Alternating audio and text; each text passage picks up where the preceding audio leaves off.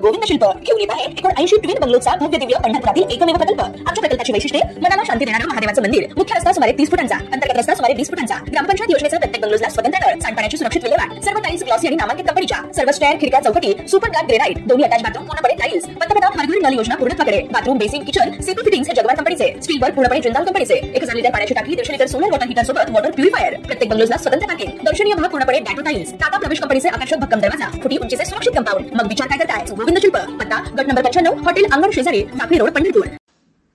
माळेगाव सहकारी साखर कारखान्याच्या निवडणुकीची प्रक्रिया सुरू झाली असून या निवडणुकीत कोण बाजी मारणार याकडे सगळ्यांचं लक्ष लागलंय। राष्ट्रवादी काँग्रेस पक्षाच्या सहभागाबाबत चर्चा रंगली असताना युवा नेते युगेंद्र पवार यांनी स्पष्ट केलं की सहकारी साखर कारखान्याच्या निवडणुका पक्षीय आधारावर लढवल्या जात नसल्या तरी माळेगाव सहकारी साखर कारखाना हा शरद पवार यांच्याशी निगडीत आहे। शरद पवार हे या कारखान्याचे सभासद असून त्यांनी या कारखान्यासाठी महत्त्वाचे निर्णय घेतले आहेत। माळेगाव कारखाना आणि इथली संस्था त्यांच्याच प्रयत्नातून उभी राहिली आहे असं युगेंद्र पवार यांनी स्पष्ट केलं। यावेळी त्यांनी शेतकऱ्यांच्या मनातील शंका दूर करत जर शेतकरी निवडणुकीत उतरतील तर आम्ही पूर्ण ताकदीनं त्यांच्या पाठीशी उभे राहू। निवडणुकीची अधिकृत घोषणा झाल्यावर आम्ही आमची भूमिका स्पष्ट करू, मात्र शेतकऱ्यांसाठी आम्ही कोणतीही कसर सोडणार नाही असं ठामपणे सांगितलंय।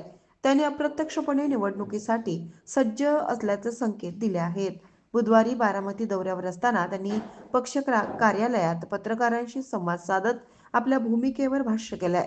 राष्ट्रवादी काँग्रेसमधील फुटीनंतर शरद पवार आणि अजित पवार गटामध्ये वेगवेगळ्या निवडणुका झाल्या। लोकसभा निवडणुकीत सुप्रिया सुळे यांनी सुनेत्रा पवार यांचा पराभव केला, तर विधानसभा निवडणुकीत अजित पवार यांनी युगेंद्र पवार यांना हरवत वर्चस्व सिद्ध केलं। आता माळेगाव सहकारी साखर कारखान्याच्या निवडणुकीत कोणता गट विजय मिळवतो याकडे संपूर्ण महाराष्ट्राचं लक्ष लागलं आहे।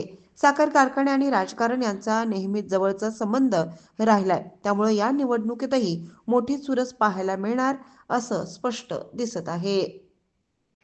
ताज्या घडामोडी पाहण्यासाठी आमच्या YouTube चॅनलवरील PVR म्हणजेच पंढरी वार्ता या न्यूजला सबस्क्राइब करा आणि शेजारील बेल आयकॉनवर क्लिक करा।